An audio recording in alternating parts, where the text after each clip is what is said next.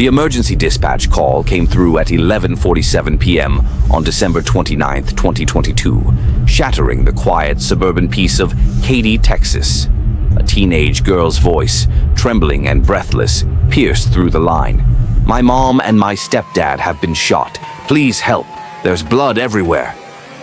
The operator tried to keep her calm, tried to extract details, but the girl seemed hysterical, her words tumbling over each other in panic.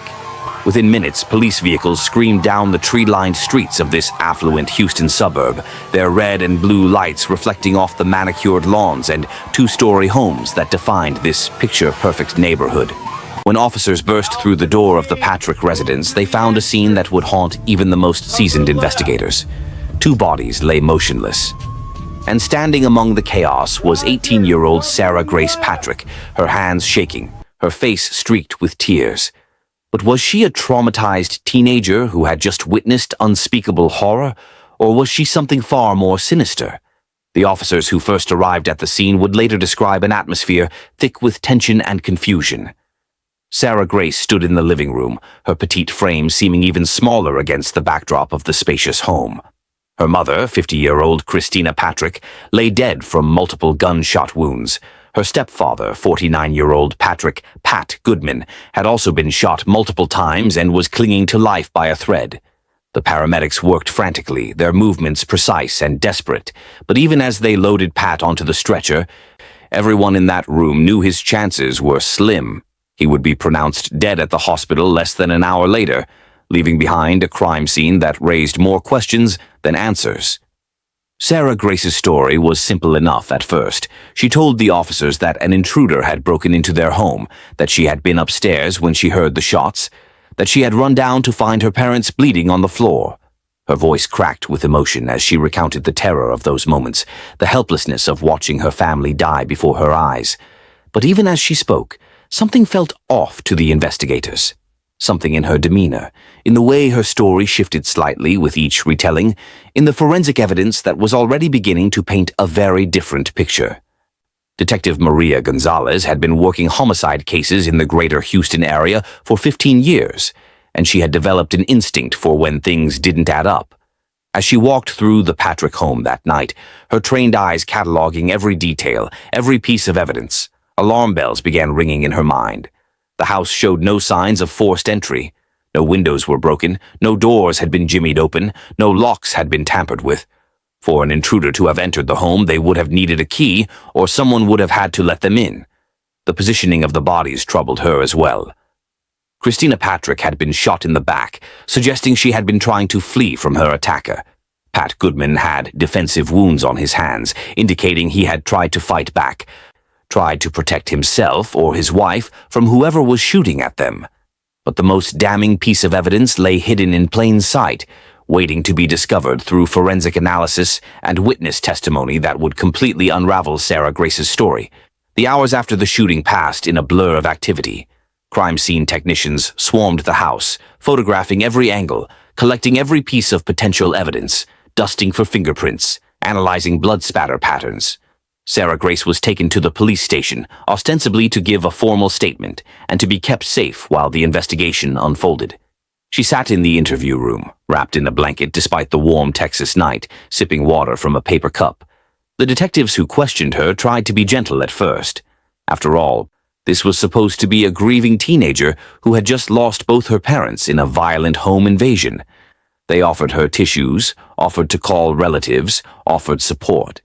But as the questions continued, as they pressed her for more details about the intruder she claimed to have seen, the cracks in her story began to show.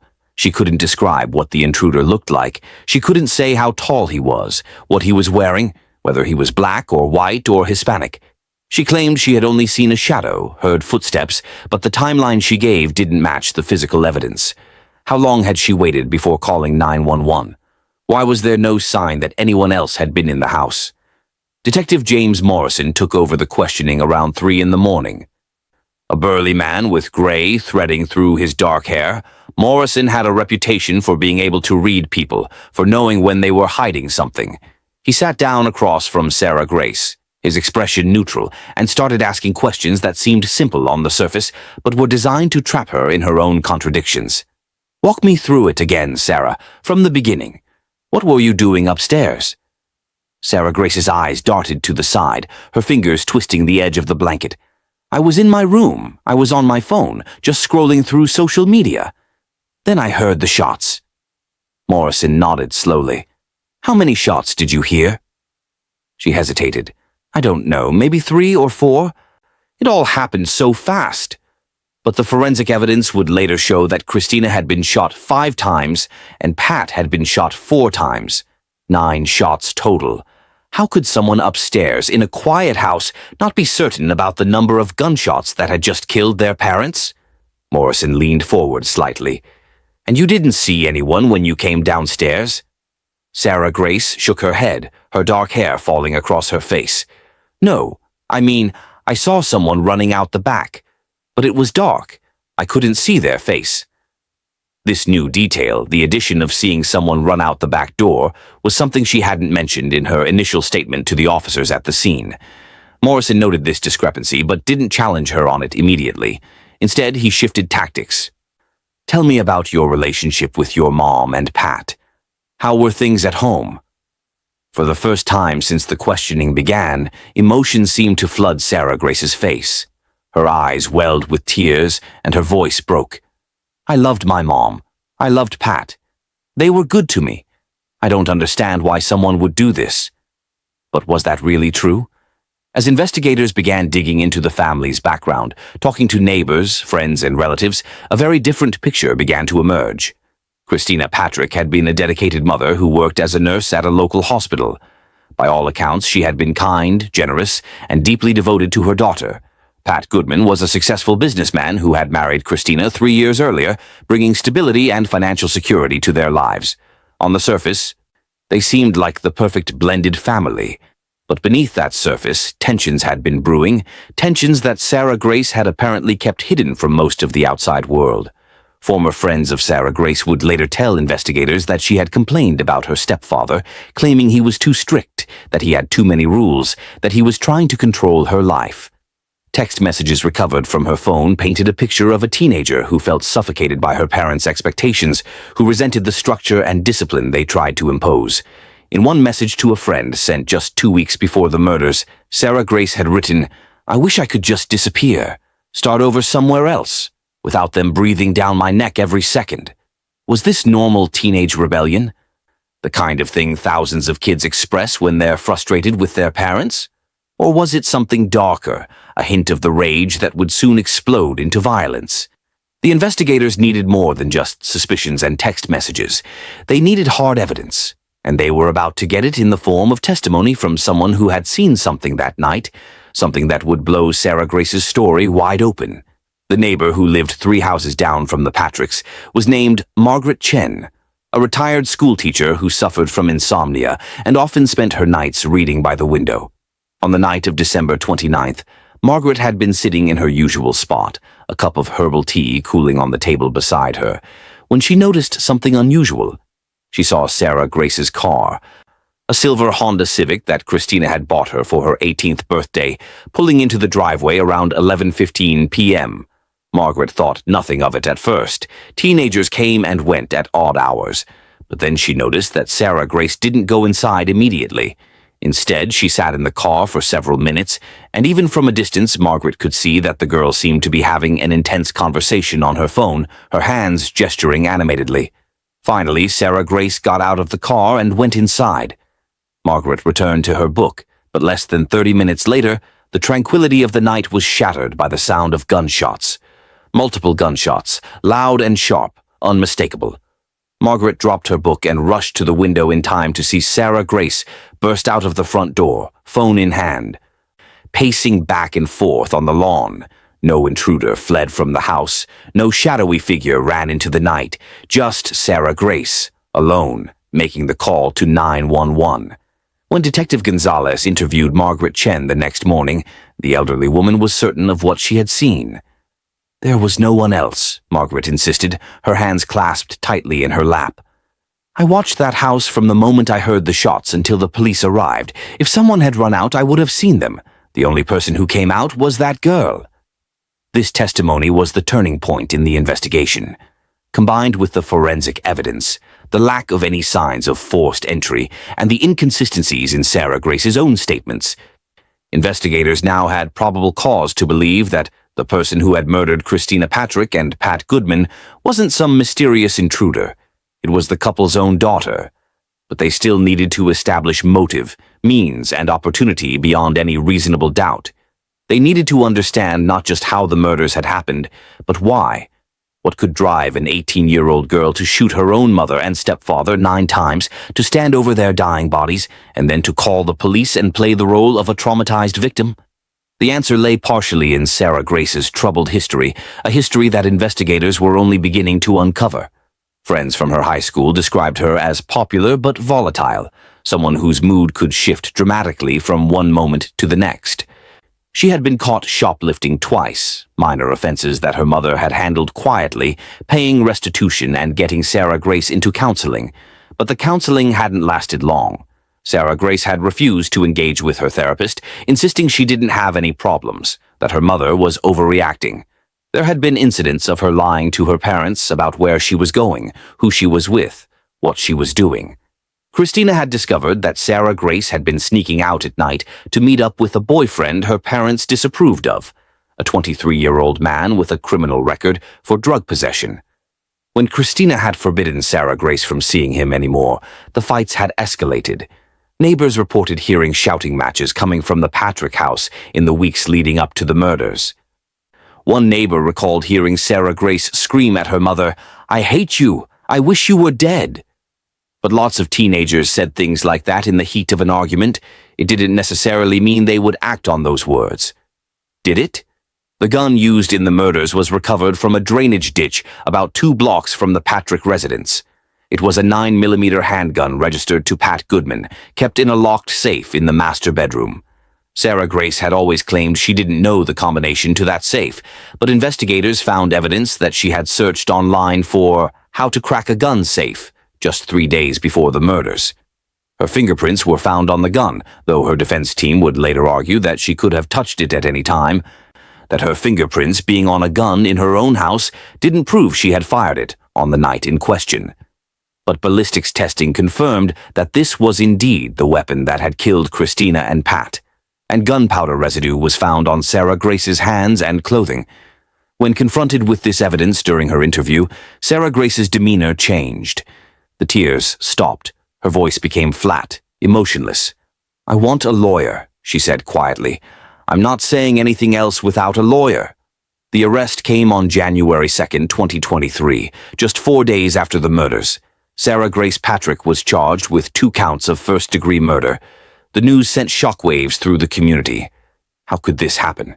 How could a teenage girl from a good family, from a nice neighborhood, commit such a horrific act?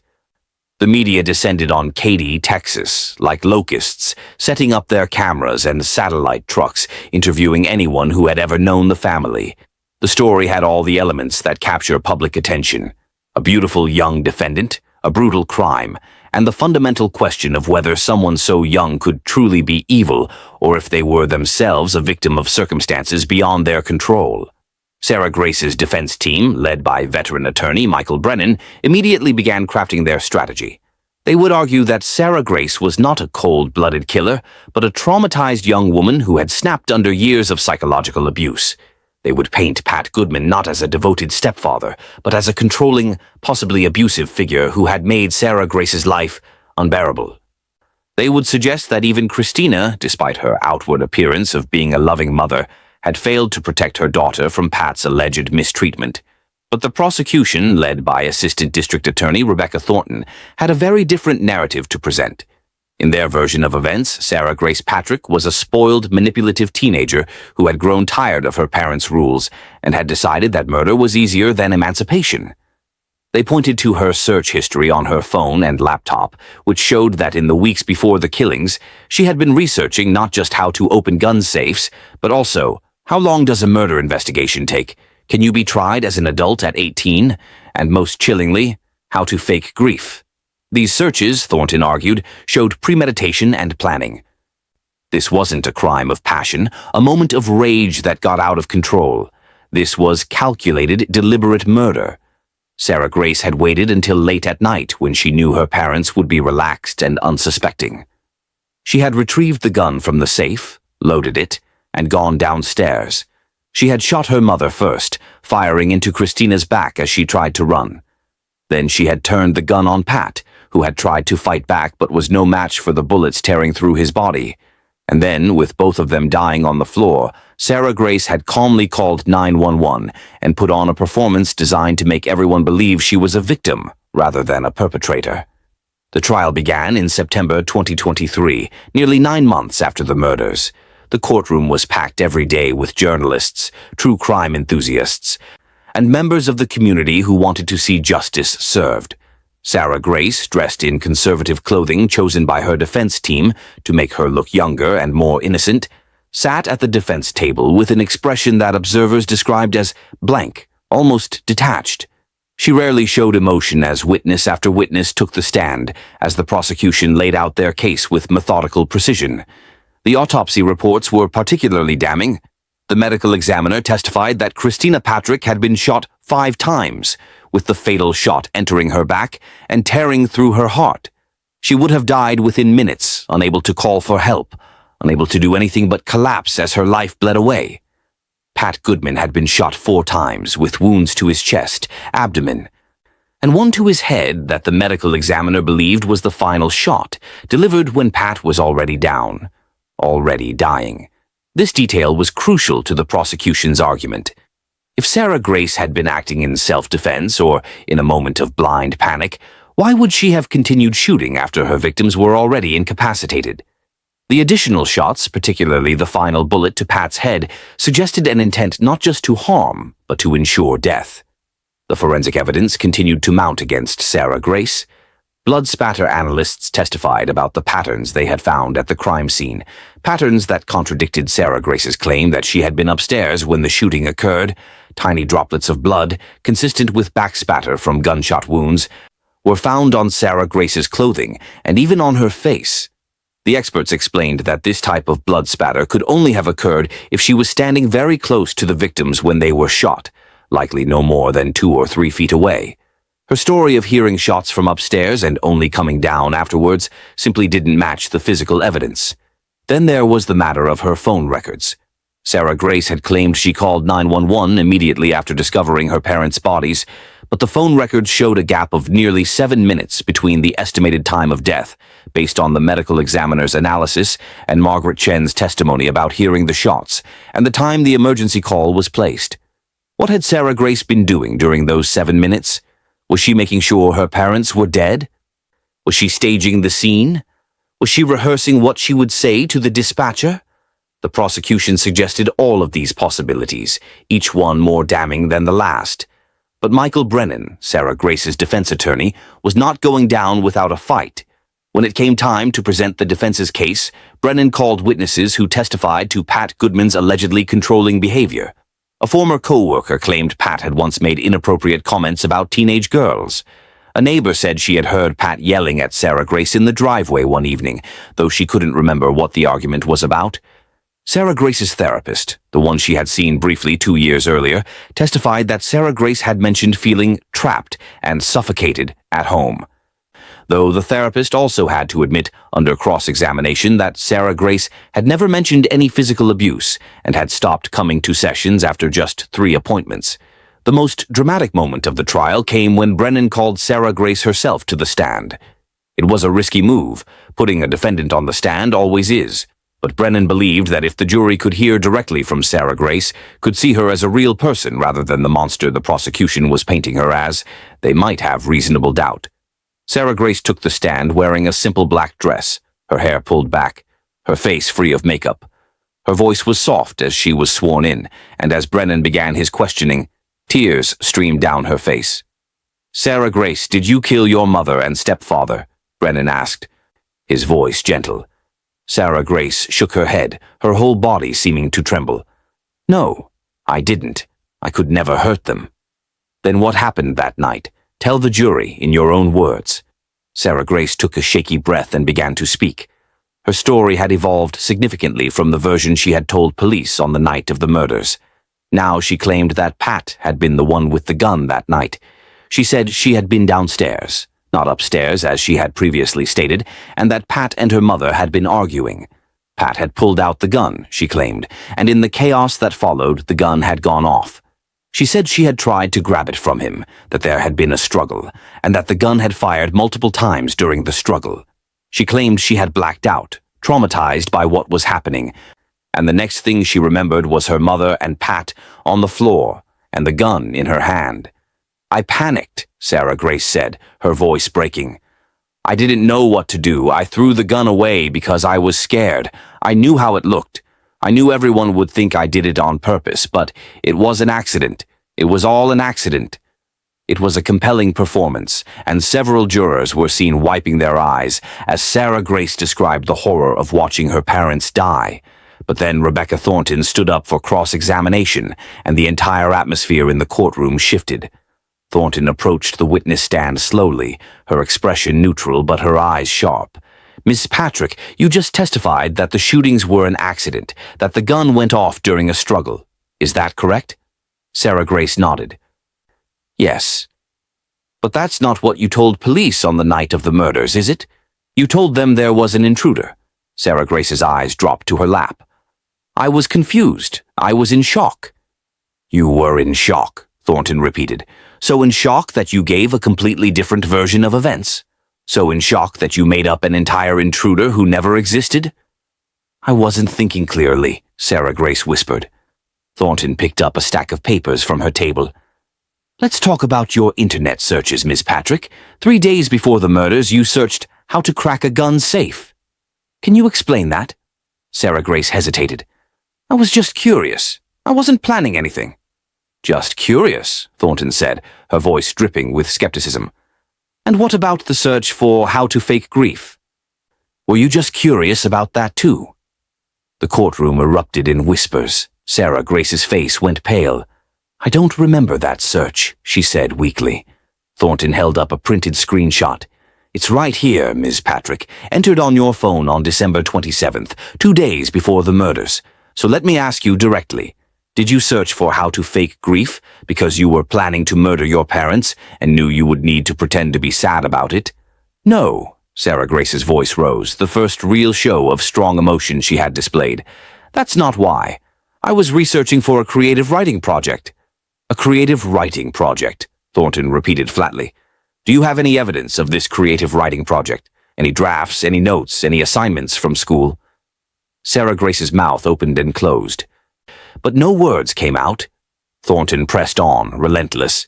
"Let's talk about the physical evidence, Miss Patrick. You claim the gun went off accidentally during a struggle with Pat Goodman, but the blood spatter evidence shows that you were standing over your mother when you shot her in the back. How do you explain that?" "I don't know," Sarah Grace said, her voice barely audible. "Maybe the experts are wrong."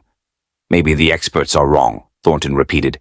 "Are you saying that multiple forensic specialists, all of whom examined the evidence independently, are all wrong? Or is it possible that you're the one who's lying?" "Objection." Brennan was on his feet. "Argumentative." "Sustained," the judge said. "Ms. Thornton, rephrase." But the damage was done. Thornton had systematically dismantled Sarah Grace's testimony, exposing the contradictions and the implausibilities in her story. By the time Sarah Grace stepped down from the witness stand, her credibility was in tatters. The closing arguments were powerful on both sides. Michael Brennan painted a picture of a young woman who had been pushed to her breaking point, who had acted in a moment of terror and panic, and who deserved compassion rather than condemnation. He reminded the jury that Sarah Grace was barely an adult, that her brain was still developing, that she should not be judged by the same standards as a hardened criminal. Rebecca Thornton, in contrast, reminded the jury of the evidence.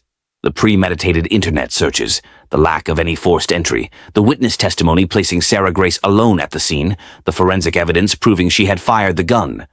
And most damning of all, the 9 shots fired into 2 people who were supposed to be the most important people in her life. "This wasn't an accident," Thornton said, her voice ringing through the courtroom. "This wasn't self-defense. This wasn't a moment of panic. This was murder. Plain and simple. Sarah Grace Patrick decided her parents were in her way, and she eliminated them with the same casual disregard you might show swatting a fly. She planned it, she executed it, and then she lied about it, hoping that her age and her appearance would make you feel sorry for her. But I ask you to remember Christina Patrick and Pat Goodman. Remember that they loved this girl. Remember that they had given her every advantage in life. Remember that their last moments on earth were spent looking into the eyes of their daughter as she shot them down like animals. That is who Sarah Grace Patrick is, and that is why she deserves to be held accountable for what she's done. The jury deliberated for 3 days. During that time, speculation ran rampant. Would they believe the defense's narrative of a troubled teen pushed too far, or would they convict based on the mountain of physical evidence? When the jury finally returned, the tension in the courtroom was so thick it was almost suffocating. Sarah Grace stood as the verdict was read, her face expressionless. On the count of murder in the first degree of Christina Patrick, we the jury find the defendant, Sarah Grace Patrick, guilty. A gasp rippled through the courtroom. Sarah Grace swayed slightly, and her attorney reached out to steady her. On the count of murder in the first degree of Patrick Goodman, we the jury find the defendant, Sarah Grace Patrick, guilty. It was over. Sarah Grace Patrick, just 19 years old at the time of her conviction, had been found guilty of murdering both her mother and stepfather. The sentencing phase would come later, but everyone in that courtroom knew she was facing life in prison. As the bailiffs led her away, Sarah Grace finally showed real emotion. She turned back to look at the gallery, where members of her extended family sat in stunned silence. Some were crying. Others stared straight ahead, unable to process what had just happened. Sarah Grace's lips moved, though no sound came out. Was she saying she was sorry? Was she still maintaining her innocence? No one would ever know for sure. The sentencing hearing took place 2 months later. Family members of both victims gave impact statements, describing the holes that Christina and Pat's deaths had left in their lives. Christina's sister stood at the podium, tears streaming down her face, and spoke directly to Sarah Grace. "You took my sister from us. You took someone who loved you unconditionally, who would have done anything for you, and you murdered her in cold blood. I hope you spend every day for the rest of your life thinking about what you've done. I hope you never know peace." Pat's brother was equally devastating in his statement. He described Pat as a man who had welcomed Sarah Grace into his life with open arms, who had tried his best to be a good stepfather, and who had died trying to protect his wife. "You didn't just kill 2 people," he said, his voice shaking with rage and grief. "You destroyed entire families. You took parents, siblings, friends. You took futures and possibilities. And for what? Because you didn't want to follow rules. Because you wanted to be free to do whatever you wanted. I hope the judge gives you the maximum sentence possible." The judge, a stern woman in her 60s who had presided over countless murder trials, listened to all the impact statements before delivering her sentence. She looked directly at Sarah Grace as she spoke. "Ms. Patrick, I have presided over many cases in my career, but few have disturbed me as much as this one. The evidence presented at trial proved beyond any doubt that you planned and executed the murders of your mother and stepfather. You shot them multiple times at close range. You then attempted to deceive law enforcement by fabricating a story about an intruder. Throughout this trial, you have shown little genuine remorse. Therefore, I am sentencing you to life in prison without the possibility of parole for the murder of Christina Patrick, and life in prison without the possibility of parole for the murder of Patrick Goodman, these sentences to run consecutively. Life in prison without parole. Sarah Grace Patrick would spend the rest of her days behind bars, never again walking freely in the world, never experiencing the life that stretched out before most 19-year-olds. As the reality of the sentence sank in, Sarah Grace's composure finally crumbled completely. She collapsed into her chair, sobbing, calling out for her mother, the same mother she had shot 5 times. The guards eventually had to carry her from the courtroom as she wailed and struggled. It was a pathetic end to a case that had gripped the nation, a case that forced everyone to confront uncomfortable questions about teenage violence, family dysfunction, and the capacity for evil that can exist in even the most unlikely of suspects. In the aftermath of the trial, the true crime community dissected every aspect of the case. Was Sarah Grace Patrick a psychopath who had been hiding her true nature behind a facade of normalcy? Or was she a product of her environment, someone who had been failed by the adults in her life, and who had lashed out in the only way she knew how? Mental health experts who had never met Sarah Grace offered opinions on various talk shows and podcasts. Some suggested she had an undiagnosed personality disorder. Others believed she had been subjected to abuse that never came to light during the trial.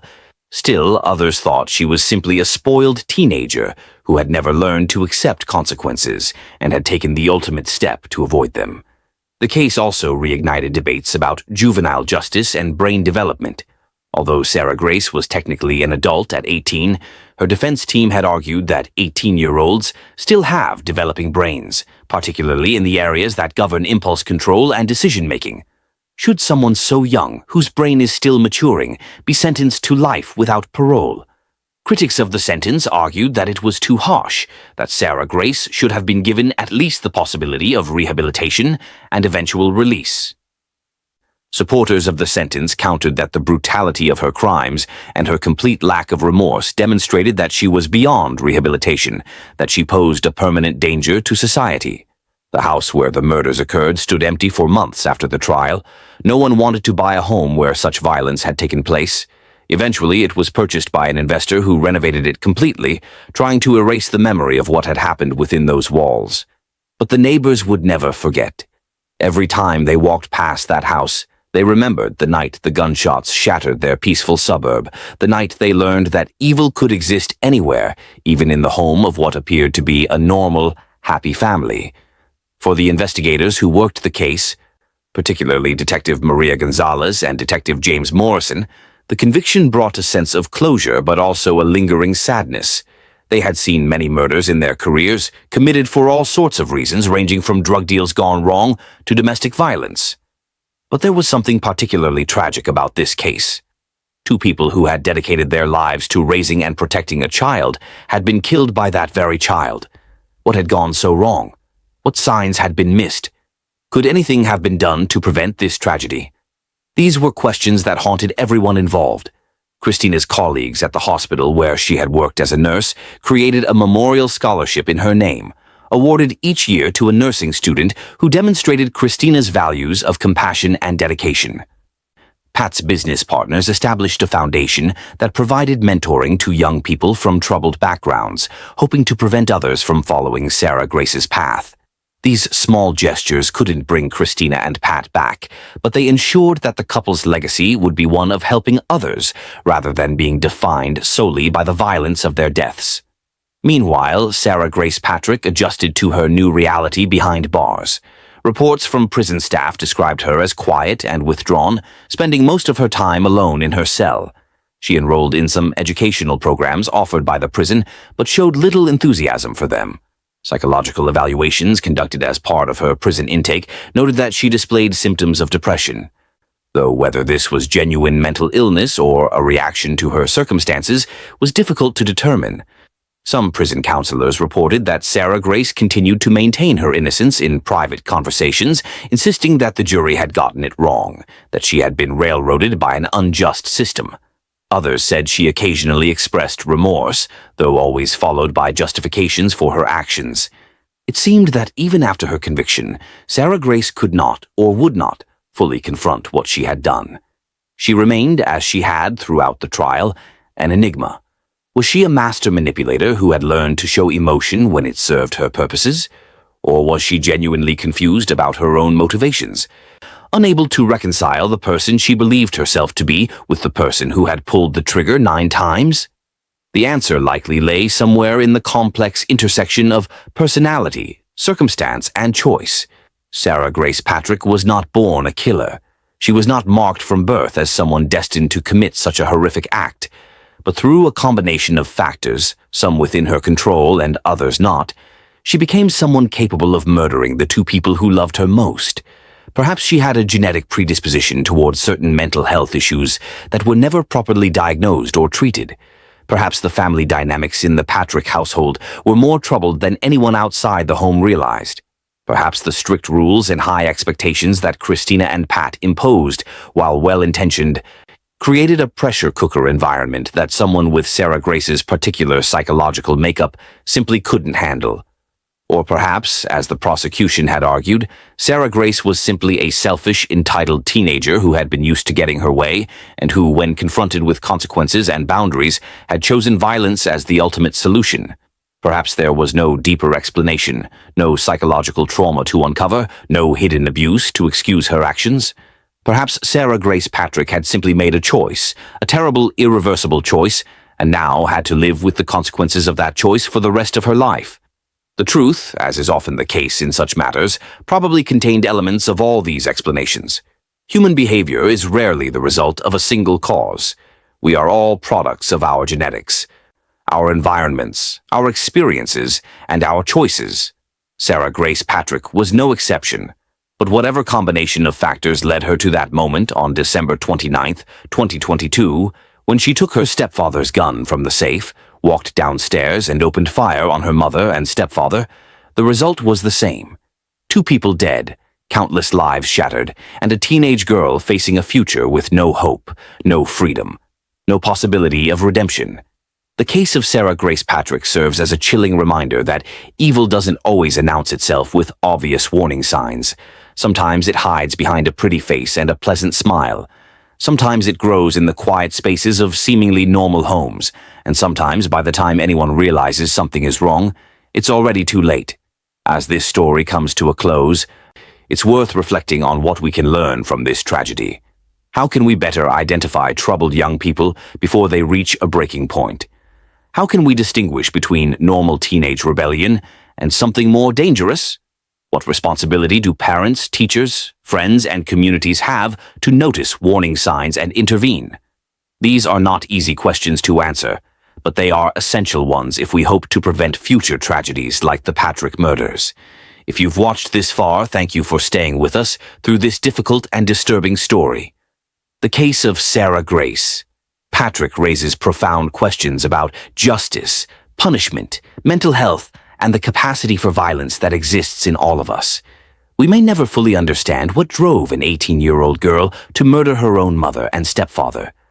But we owe it to Christina Patrick and Pat Goodman to remember them not just as victims, but as full human beings who loved deeply and who deserved so much more than the brutal end they met. If you found this story compelling and want to hear more true crime cases that examine the darkest corners of human nature, please take a moment to subscribe to our channel, leave a comment with your thoughts on this case, and hit that like button. Your engagement helps us continue to bring you these important stories. And remember, while it's fascinating to explore these cases from the safety of our screens, real people suffered real consequences. Let's honor their memories by learning from these tragedies and working to build a safer, more compassionate world. Thank you for watching.